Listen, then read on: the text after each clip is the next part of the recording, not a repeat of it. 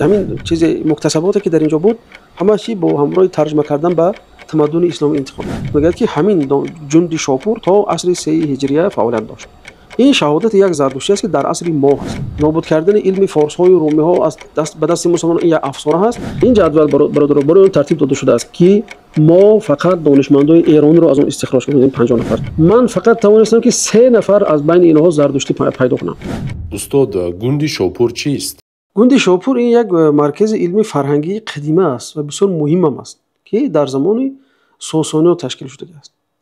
این یک مرکز بود که تا قرون اول اسلام که تقریبا تا 300 سال اول اسلام این مرکز فعالیت خودش رو ادامه داشت و نقش مهم در انتقال دانش‌های یونانی، فارسی، رومی، سوریانی و بیزانتی دارد به تمدن اسلامی. یعنی این همین چیز مکتسباتی که در اینجا بود همه‌شی با همراه ترجمه کردن به تمدن اسلامی انتقال یافت. در مثال طب و فلسفه و اینا. خب این دانشگاه، بیمارستان و کتابخانه بزرگی رو دارا بود این مرکز. در آن دانشمندا از یعنی که مناطق گوناگون دنیا در اونجا فعالیت خودشون می‌بردن. برای ما وقتی که درباره این گوند شاپور معلومات ما می‌خوایم یعنی که نشر کنیم، مراجعت کردم به کتاب دانشنامه مزدایسنای زردشتی. این دانشنامه برای ما میگه که این خیلی مهم است شهادتش برای چی ما این آورده شدیم. میگه که شهری بود که شاپور اول در خوزستان ساخت. یعنی گوند شاپور این شهر است. شهری که بعد رفته به مرکز علمی و دانشگاه تبدیل یافت. خب میگه در فرمان وای میگه آغاز شد و دانش و دانشمندا گرد آورده شدند و اینا در اینجا گفت دانشگاه و بیمارستان این ساخته شده بود که تا قرن سوم هجری. این جمله برای من مهم است از این شهادت زردشتی‌ها.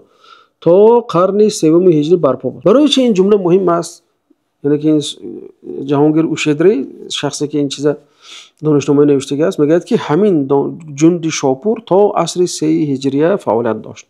این شهادت یک زردشتی است که در عصر ما است. این معنی اون دارد که کتابسازی افسانه است. نابود کردن علم فارس های و رومی ها از دست به دست مسلمانان این یک افسانه است. به شهادت همین صاحب کتابی چه دانشنامه مزدایسنای زردشتی. چرا این مردک میگه که تا عصر 3 فعالیت بود و مسلمانان سال 15 به سرزمین ایران قدم مانده بودند. یعنی با قدم ماندن اونها باز 200 سال دیگر این چی مرکز فعالیت خودش داشت. این نشانه اون داره که مسلمانان کتاب سازی نکردن، علم سازی نکردن، علم نابود نکردن. چون که زردشتی میگه که همونجا برپا بود تا عصر 3. خب اینجا چیکار میکردن؟ میگه دانشمندان و پزشکا از تجارب ملل گوناگون یعنی از طب ایرانی‌ها، هندوها، یونانی‌ها، اسکندریان، سیریانی‌ها استفاده میکردن. مخصوصا در زمان انوشیروان ساسانی که دیگه چی این خیلی توسعه یافت و شهرت پیدا کرد. انکم میشود که همین تشکیل یابی رو به 3 مرحله تقسیم کنیم. یکی مرحله اسیرای بیزانتی که آوردن و در اساس اونها اینا تشکیل کردن. دوم مرحله هجرت 7 فیلسوف بزرگ بیزانتی و یونانی و سوم مرحله مهاجرت نستوری ها. یعنی که همین گوند شاپور 3 مرحله رو طی کرده است تا اینکه اکتمال پیدا کنه. یکم ساختن خود شهر.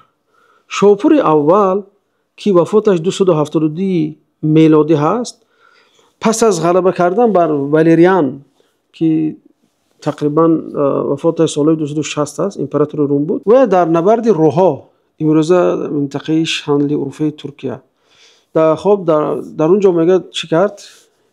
فارسا غلبه کردن چند هزار اسیر رومی بیزانتی را از منطقه همون روها یا شانلی اروپای حاضره کوچاند آوردن به منطقه خوزستان در یک بیابان. بعد شهر ساختن به نام وه اندیاک شاپور. خب که ما گوند شاپورش میگیم. چرا؟ برای اینکه همون 70,000 اسیر رومی که آورده بودن اونجا خیر رومی ها بودن، یونانی ها بودن و سوریانی بودن. خب تا اینکه همین چی در اینجا نگه داشته شد. لیکن اقوال دیگری هم هست میگن که گویا که این زندان شهر بود و در اونجا نه شهر علمی و این اون بود. اینکه واقعیت این روایت تکذیب میکنه چون که این زندان شهر نامیدن هم چی است؟ یعنی زندان شهر به معنای تام کلمه درست نیست که به معنای نسبی ممکن است. یعنی که چرا که اینا اسیر که بودن آورده در همین شهر موندن لیکن اینها فعالیت علمی و فرهنگی خودشون برای گسترده به پیش موندن. برای چی فارس ها اینا رو در عزلت نگه می‌داشتن یا ساسانی ها؟ برای اینکه فارس ها یا اینکه زردشت دین رسمی که زردشتی بود همه غیر زردشتی ها رو بددین می‌دونستن. اونا یا عبارت دارند بهدین و بددین. بهدین زردشتی است، بددین غیر زردشتی است. بنابراین نمیخواستن که به مردم محلی اینا آمیخته شوند. برای همون در یک منطقه که امروز به نام گوند شاپور مشهور است اونجا همونا رو جمع کردن. موافق گزارش ابن قتیبه دینوری و امام طبری در بین اون اسیران دانشمندا، طبیبا، مهندسا و خیلی زیاد بودن که این میتونگو یک هسته اولین دانشمندان گوند شاپور را تشکیل بداد. به تشبس تئودوروس که بود یک طبیب مسیحی یونانی بود که همین مرکز علمی و بیمارستان رو تشکیل کرد و در آن یک کنیشت ساخت، یعنی کلیسای ساخت و به تدریس طب پرداخت، همین نصرانی.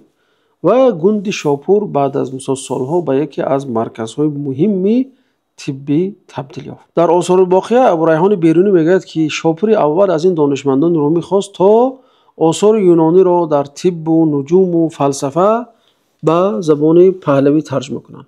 چنین است که از آن همان آغاز گوند شاپور چی شد؟ مرکز علمی و با حضور قوی رومیان و سوریانیان و یونانی زبانان تبدیل یافت. ما گفتیم که 3 مرحله ساخته شده است. اول ما اسیرا بود، مرحله دوم گفتیم 7 فیلسوف یونانی. این موج دوم هجرت یونانیان در سال 529 میلادی روی داد که حضور یونانیان را در گوند شاپور تقویت داد. یعنی هجرت همون 7 فیلسوف بزرگ و یعنی که نامی یونانی ها. این چی شد که اونا هجرت کردند؟ امپراتور یوستینیان در سال 529 میلادی اکادمی افین را بست. 7 فیلسوف نو افلاطونی یعنی که مسیحی و نستوری با راهبری دماسکیوس از روها و نوسیبین به گوند شاپور هجرت کردند. اگاتیس خلاستیک در کتاب تاریخ ها و ابن ندیم در کتاب الفهرست خود نوشتند که 7 فیلسوف یونانی در گوند شاپور مستقر شدند. این 7 فیلسوف دماسکیوس، سیمپلیکیوس، پریسکیانوس، یولمیوس، هرمیوس، دیوگنیوس و ایسیدار. خب اینها سنت فلسفی یونانی را در گوند شاپور به قوت تام احیا نمودند. موج سوم باشد چه خیلی گفتیم این سوریانی های نستوری مذهب بودند. یعنی گروه سوم مهم را مهاجران تشکیل دادند که آنها در آینده سبب رشد علمی گوند شاپور شدند. اینها سوریانی های نستوری مذهب بودند. یعنی که نستوری ها این یک فرقه نصرانی است که آن زمان مثلا این مذهب یعنی که مذهب غیر مرغوب در بیزانت حساب میشد. بنابراین در منابع سوریانی مانند رویدادنامه‌های سیرت، رویدادنامه‌های روها و آثار نویسنده نستوری مار ابن سلیمان نشان میدهد که پس از بسته شدن مکتب روها بسیاری ها نستوری ها هجرت کردند به سوی دولت ساسانی و به ویژه به منطقه گوند شاپور. این چنین تاریخ نگار بیزانسی به نام پراکاپ قیصری در کتاب‌های جنگ‌های فارسی همین نقطه را تاکید میکند که اینها دانشمندان یعنی که از ظلم مذهبی بیزانت به ایران یا که دولت ساسانی پناه بردند. این دانشمندان سوریانی نستوری مذهب که به گوند شاپور آمدند زبان سوریانی به یکی از زبان اساسی علمی در مرکز همون گوند شاپور تبدیل یافت. با قول ابن قفطی در کتاب تاریخ الحکما اکثر آثار یونانی به زبان عربی توسط زبان سوریانی صورت گرفته بود و از تأسیس قوی سوریانیان در گوند شاپور شهادت می‌دهد. خلاصه گوند شاپور یک مرکز بین المللی علمی بود که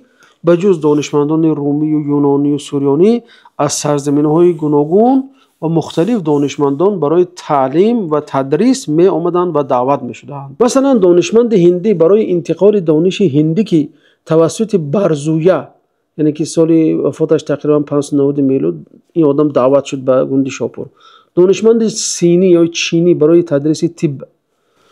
خلاصه من این جدول رو اینجا دیدی ساید برادر عزیز. این جدول از همون 50 نفر مشهوره که در زمانهای گوناگون مثلا در اونجا تعلیم و تدریس کردند برای شما پیشکش می شود. این جدول برادر برای اون ترتیب داده شده است که ما فقط دانشمندای ایران رو از اون استخراج کنیم این 50 نفر. چون که بعضیا برام دعوا کردن که گویا که در زمان خود انوشیروان 5000 نفر طلبه داشته است و 50 نفر معلم داشته است، در حالی که این در طول تاریخ خودش همین 50 معلم را داشته که شروع میشد بینم از همون اسیرانی که از چی آمده بودن در سال 260 میلادی. خب اینجا من فقط توانستم که 3 نفر از بین اینها زردشتی پیدا کنم.